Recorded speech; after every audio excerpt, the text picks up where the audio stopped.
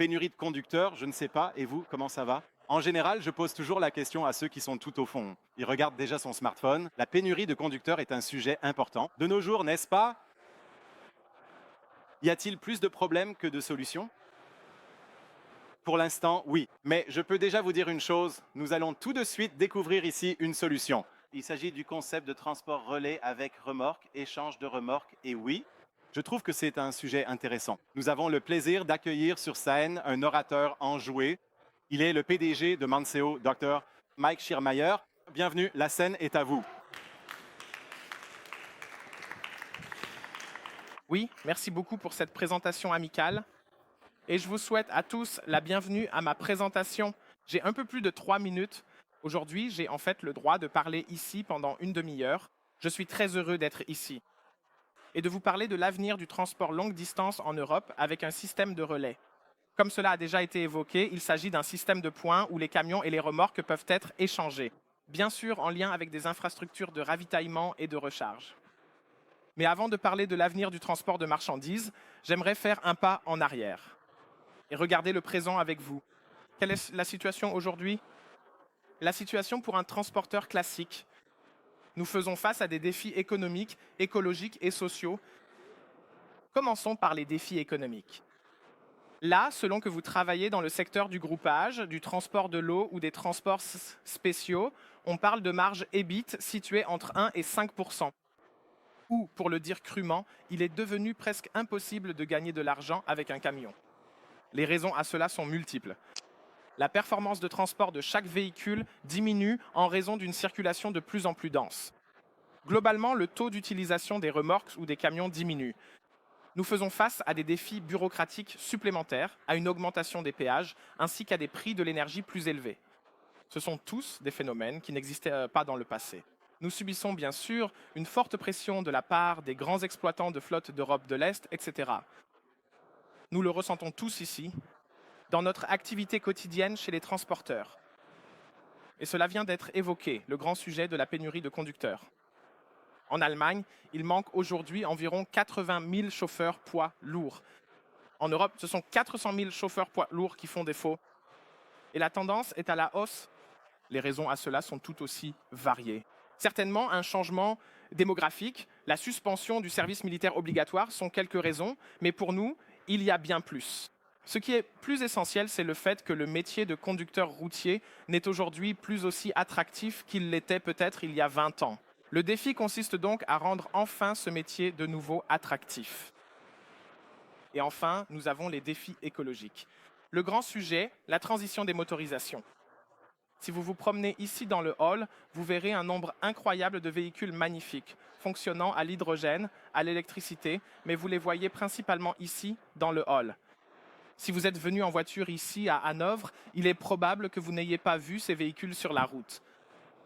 Les raisons à cela sont également connues. En tant que transporteur, vous vous demandez actuellement, avec ces véhicules, combien de temps ma batterie va-t-elle réellement tenir? Vais-je seulement arriver? Vous pourriez alors vous demander où puis-je recharger ou faire le plein? L'infrastructure de recharge est particulièrement peu développée dans les espaces publics. Ils ignorent également dans quelles conditions je devrais facturer dans les lieux publics à l'avenir. Enfin, vous pourriez vous demander pourquoi devrais-je devenir transitaire? 3 millions d'euros pour un tel véhicule avec tous ces risques logistiques auxquels je fais face, alors que pour 1 million d'euros, je peux obtenir un véhicule diesel comparable. Donc là aussi, il y a de grands défis à relever dans les prochaines années. Eh bien, excusez-moi. Dans le transport longue distance, ces défis sont particulièrement importants. En effet, dans le transport longue distance, nous avons précisément le problème que les temps de conduite et de repos ont un impact très important. Un chauffeur de camion conduit environ 9 heures, fait ensuite sa pause de repos, puis reprend la route le lendemain. Cela signifie que nous avons un très faible taux d'utilisation de la capacité des véhicules. Nous n'avons pratiquement aucune technologie de propulsion alternative dans le transport longue distance. Et nous avons aussi exactement le problème que, dans ce secteur, le conducteur ne se trouve plus dans une situation aussi favorable qu'actuellement. Le métier de chauffeur est si peu attractif parce que les gens doivent dormir dans les cabines. On pourrait maintenant dire, la solution est pourtant très simple. Nous n'avons qu'à transférer notre capacité de transport vers le rail. Et quand on voit à la télévision certaines personnes progressistes dont les mains sentent peut-être encore un peu la colle, on entend alors des déclarations comme « Oui, un camion sur deux doit passer au rail ». Mais regardons les chiffres de plus près. À l'heure actuelle, près de 80% du transport de marchandises en Europe se fait par la route. Et si nous disons maintenant que la moitié de ces camions doit passer au rail, cela signifierait en même temps que nous devrions tripler la capacité du rail, du jour au lendemain. Je suis venu ici en train hier, c'était une catastrophe, et chacun d'entre vous partagera ce sort avec moi. Il n'est tout simplement pas réaliste de penser que nous pourrions augmenter la capacité ferroviaire du jour au lendemain au point que le rail puisse résoudre nos problèmes. Donc le transport terrestre continuera de se faire principalement par la route. Donc si nous voulons atteindre les objectifs climatiques de Paris, etc., alors les problèmes doivent absolument être résolus sur la route. La question est dès maintenant, qui peut résoudre ces problèmes ? Qui parviendra à faire en sorte que, à l'avenir, le transport routier de marchandises soit rentable, que l'on puisse réellement gagner de l'argent à nouveau avec un camion ? Qui saura être suffisamment attractif pour que, à l'avenir, des conducteurs qualifiés reviennent dans les entreprises et prennent le volant ? Et qui saura accompagner progressivement ce grand pas vers la transition des motorisations ?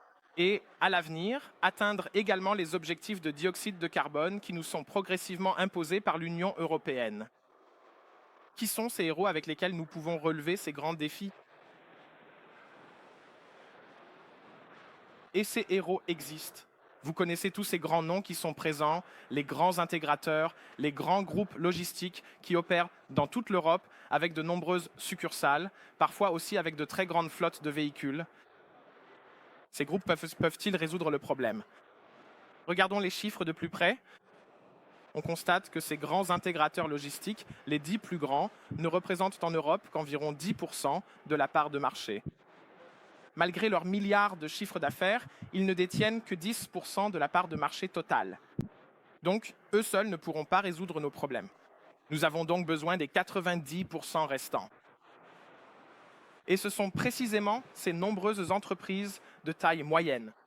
Les petites entreprises, souvent familiales, avec 51, 100, 150 véhicules, qui veillent chaque jour à ce que nos marchandises soient transportées d'un point A à un point B. Et maintenant, vous pourriez dire, oui, ce n'est qu'un instantané, 10% de grands groupes, 90% de PME. Nous sommes en effet depuis longtemps dans une phase de consolidation de ce marché fragmenté. Mais là aussi, j'aimerais regarder les chiffres avec vous. Il y a 10 ans, les 10 plus grands logisticiens étaient à 10%. Il y a 7 ans, ils étaient à 10%. Il y a 4 ans, ils étaient à 10%. Et aujourd'hui, ils sont toujours à 10%. Donc, à ceux qui prétendent que nous sommes depuis des années en phase de consolidation, je dois les décevoir. En réalité, aujourd'hui, nous ne sommes pas encore dans cette phase de consolidation. Elle viendra peut-être à l'avenir. Mais pour l'instant, nous n'y sommes pas encore. Bien sûr, nous lisons les actualités. Nous lisons comme une chaîne. La division terrestre en Europe est reprise par Seattle Robinson. Nous pouvons maintenant observer comment DSV reprend Schenker. Donc bien sûr, il y a des activités de fusion et acquisition, et nous lirons certainement à nouveau de tels communiqués de presse à l'avenir. Mais pour le moment et à moyen terme, c'est exactement le cas. Ces entreprises de moins de 250 employés qui représentent 80% du marché. Donc si nous voulons résoudre les problèmes du transport routier de marchandises, alors nous devons soit attendre qu'une éventuelle phase de consolidation soit un jour terminée et que nos grands super-héros résolvent les problèmes, ou bien nous devons faire en sorte que ce soit précisément ces entreprises de taille moyenne qui soient en mesure de travailler de manière économique, écologique et socialement durable. Mais regardons de plus près comment une entreprise de transport de taille moyenne travaille aujourd'hui dans le transport longue distance. Un exemple fortement simplifié. Un client appelle, il a une commande de transport de A à B. Le répartiteur affecte alors un chauffeur au camion et lui fait effectuer ce trajet qui peut être un aller-retour journalier de 600 km. Le chauffeur du camion décharge, puis dort dans sa cabine. Et le lendemain, c'est alors la tâche du répartiteur de trouver également un retour adapté. Bien sûr, il ne le trouve pas sur le même trajet, mais peut-être qu'il trouve une commande de retour sur l'une des bourses de transport connues. Le chauffeur doit d'abord parcourir 50 km à vide pour s'y rendre, ce qui n'est évidemment ni économique ni écologique. Là-bas, le camion est de nouveau chargé et le chauffeur repart. Cet exemple simple illustre en fait très clairement quels sont exactement les problèmes Un camion qui pourrait en réalité rouler 24 heures sur 24 et 7 jours sur 7 reste à l'arrêt 70% du temps. Mais pourquoi le camion, qui coûte si cher, doit-il rester à l'arrêt alors qu'en réalité seul le chauffeur doit respecter un temps de repos? C'est donc un énorme gaspillage de capacité. Imaginez que vous êtes un chef d'entreprise dans la production, que vous possédez un grand parc de machines et que je vous dise que vos machines ne fonctionnent que 20 à 30% du temps. Vous déposeriez probablement immédiatement le bilan, c'est impensable. Mais dans le transport longue distance, c'est ce que nous faisons tous les jours. Le chauffeur de camion aimerait passer du temps avec sa famille, mais il se trouve dans cette belle ville bleue et il doit dormir dans une cabine. Avec un équipage à deux, il doit même partager la cabine avec un collègue. À quoi ressemble donc l'avenir du transport de marchandises? Selon nous, personnellement et chez Mancio, l'avenir réside dans le relais trafic, le relais transportation, ou, pour simplifier, une extension du transport en rencontre. Il s'agit donc d'une collaboration entre des entreprises de taille moyenne, qui opèrent de manière très intelligente dans leur région et effectuent des transports en commun. Cela passe par des transferts de remorques, par des relais. Réussir à travailler localement tout en participant au transport longue distance. Et le principe derrière cela n'est pas nouveau, nous ne l'avons évidemment pas inventé non plus. C'est le trafic de rencontres classique qui est mené avec succès depuis de nombreuses décennies, par exemple dans la logistique des colis ou entre les hubs de groupage. Le trafic de rencontres signifie deux camions roulent l'un vers l'autre, se rencontrent à mi-chemin, par exemple sur un parking, et échangent là les remorques ou les caisses mobiles. Ensuite, chaque chauffeur repart avec son propre tracteur, mais avec la remorque de son collègue, vers sa région d'origine. Et avec ce principe simple du trafic de rencontres, on parvient à répondre à de nombreux problèmes de notre époque. En effet, cela permet de faire en sorte que le véhicule coûteux soit de retour à la maison à la fin du service. En tant que gestionnaire de flotte, vous pouvez donc utiliser ce véhicule en service de jour 2 fois par jour. Cela signifie que vous réduisez immédiatement vos coûts fixes de moitié, ou, pour le dire autrement, avec le même nombre de véhicules, vous pouvez générer le double de chiffre d'affaires, à condition d'avoir les conducteurs adéquats. Mais ce n'est pas seulement le véhicule coûteux qui est de retour à la maison à la fin de la journée ou du service, c'est aussi le chauffeur qui rentre chez lui grâce à cette logique de circulation. Il peut passer du temps avec sa famille, le métier devient plus attractif et nous apportons ainsi, le cas échéant, une petite contribution à la lutte contre la grande pénurie de conducteurs. Voici maintenant le troisième grand problème, la transition énergétique des motorisations. Si vous avez un camion à propulsion électrique, vous avez besoin de prévisibilité. Et c'est précisément cette prévisibilité que nous offrons avec le système de croisement, car à la fin du service, le véhicule est de nouveau chez vous. Vous savez exactement comment ce véhicule circule. Il peut recharger chez vous, dans votre cours, si vous y avez une possibilité de recharge. Et au final, il n'était même plus nécessaire de parcourir de si longues distances, car nous divisons justement les longs trajets en de courts segments. Nous attribuons ensuite ces segments à des entreprises de transport régional qui peuvent, si possible, utiliser beaucoup plus facilement des camions électriques que ce n'est généralement le cas aujourd'hui dans le transport longue distance. Et c'est précisément la vision que nous avons avec Mancio, que toute l'Europe soit couverte par un réseau de points où, par exemple, un échange de remorques peut avoir lieu, où un camion peut également être remis et où peut-être à l'avenir, des batteries pourront être échangées, où un conducteur peut respecter son temps de repos, où un camion électrique peut être rechargé, où un camion à hydrogène peut être ravitaillé.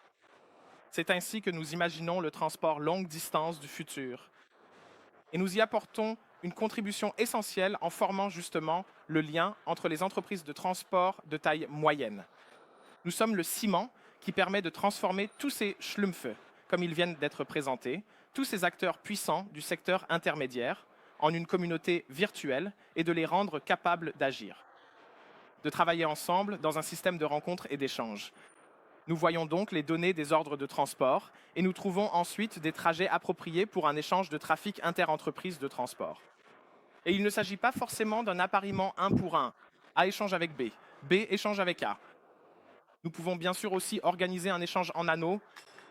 Lors de l'échange en anneaux, 3, 4 ou 5 véhicules se retrouvent au même moment, au même endroit. Et ensuite, A échange avec B, B échange avec C et C échange avec A. Et tous repartent dans leur région d'origine. Nous pouvons bien sûr aussi organiser des relais, c'est-à-dire qu'une remorque est transmise plusieurs fois de suite, un peu comme on le connaît déjà en athlétisme lors des courses de relais. Et ces relais ont bien sûr l'avantage supplémentaire de réduire nos temps de parcours. Imaginez un transport. Des fruits et légumes frais doivent être acheminés d'Espagne en Allemagne. Aujourd'hui, cela représente 2500 km, soit 4 jours de trajet. Parce que le chauffeur conduit 9 heures, puis se repose 15 heures. Mais si l'on ne gare pas la remorque et qu'on la transmet sans arrêt, on économise. Non seulement le risque de vol de la cargaison, mais en plus, le temps de trajet est directement réduit de 4 à 2 jours. Une fois que nous avons effectué ce jumelage, nous permettons ensuite, bien sûr, au conducteur d'accéder à toutes les informations, de documenter les dommages et l'état du véhicule. Et à la fin, nous donnons également à la comptabilité un outil pour calculer ces trajets au centime près, en tenant compte de tous les moyens d'arrimage, aide au chargement, dommages au véhicule, etc. De facturer au kilomètre près entre les transporteurs impliqués. C'est en service depuis un certain temps et ça fonctionne. Nous avons ici un bel exemple à vous présenter. Une coopération avec Elvis AG. Elvis AG, certains d'entre vous la connaissent peut-être. Le plus grand réseau de transporteurs d'Europe, avec 250 entreprises de taille moyenne qui collaborent désormais dans un système de transport croisé grâce à notre logiciel et qui nous ont montré que tout cela fonctionne. Mais ce système de transport croisé n'est bien sûr que la toute première étape pour nous. C'est le plus petit point de cristallisation. Nous avons déjà complété notre rythme avec des paramètres pour l'électromobilité. Nous pouvons donc déjà aujourd'hui, grâce à des données réelles sur la topographie, la température, les types de véhicules, les données en temps réel provenant des véhicules et de l'infrastructure de recharge, utiliser également des camions électriques dans ces flux de transport. Et nous travaillons actuellement à intégrer également les terminaux du transport combiné dans notre système de transport, afin de pouvoir dire sur de très longues distances, il y a ici un trajet principal qui peut être couvert de manière bien plus judicieuse par le rail. Ou, par exemple, en cas de panne ou de surcharge du rail, de pouvoir recourir, grâce à notre système, à un service de substitution ferroviaire sur la route. Donc, si vous êtes un transporteur de taille moyenne et que vous souhaitez en savoir plus, si vous êtes intéressé à participer, n'hésitez pas à me contacter. Nous sommes toujours à la recherche de nouveaux partenaires qui souhaitent se joindre à nous. Plus il y a de participants, plus le système fonctionne efficacement. Si vous êtes un grand prestataire logistique, peut-être avec plusieurs agences, avec plusieurs filiales, et vous vous demandez comment mieux intégrer ces agences, comment les faire travailler ensemble de façon bien plus efficace. Par exemple, grâce à des échanges de flux sur les axes principaux, alors n'hésitez pas à me contacter. Ou si vous êtes un chargeur, peut-être avec plusieurs sites de production, et vous vous demandez comment, grâce à ce système, rendre les flux plus sûrs, plus rapides, et au final, bien sûr, moins coûteux pour vous. N'hésitez pas alors à me contacter. J'attends avec intérêt vos questions et cette conversation. Merci.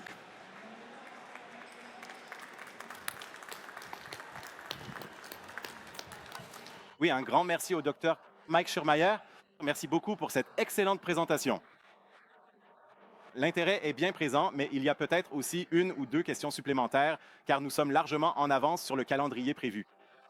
Cela signifie que nous pouvons également passer avec plaisir au sujet suivant. Passons à la session de questions-réponses. Oui, si vous avez des questions, n'oubliez pas que nous sommes ici dans un espace protégé. Il n'y a pas de mauvaises questions, tout peut être demandé. Si vous avez une question, n'hésitez pas à lever la main. Au cas où il y aurait une question, sentez-vous libre de la poser. D'accord, il y a un monsieur également. Ici, nous avons un monsieur avec une question. Le micro arrive, nous nous en réjouissons. Merci beaucoup.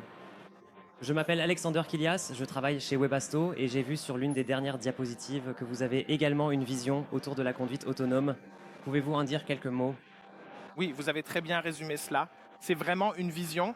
Donc, pour être clair dès le départ, nous n'avons actuellement rien à voir avec la conduite autonome. Mais nous voyons bien sûr qu'il y a une évolution vers la conduite autonome. Je ne peux pas non plus vous dire quand la conduite autonome arrivera dans le transport longue distance. La conduite autonome ne viendra pas du jour au lendemain et elle ne se fera pas d'un point à un autre. Mais à l'avenir, les trajets seront divisés en sections. Et il y aura peut-être un trajet principal quelque part, un itinéraire qui sera peut-être délimité spatialement. Sur l'autoroute, il sera possible qu'un trafic autonome ait déjà lieu dans un espace protégé. Cependant, ce trafic autonome n'aura peut-être pas lieu dès la toute première phase sur les sites industriels. Cela signifie que nous aurons une phase de conduite manuelle au début et à la fin, et qu'à un moment donné, nous aurons peut-être un trajet principal autonome ou semi-autonome. Trajet principal. Et c'est précisément entre ces sections qu'un transfert de remorque doit avoir lieu, sous une forme ou une autre, car il s'agira probablement de 2 tracteurs différents.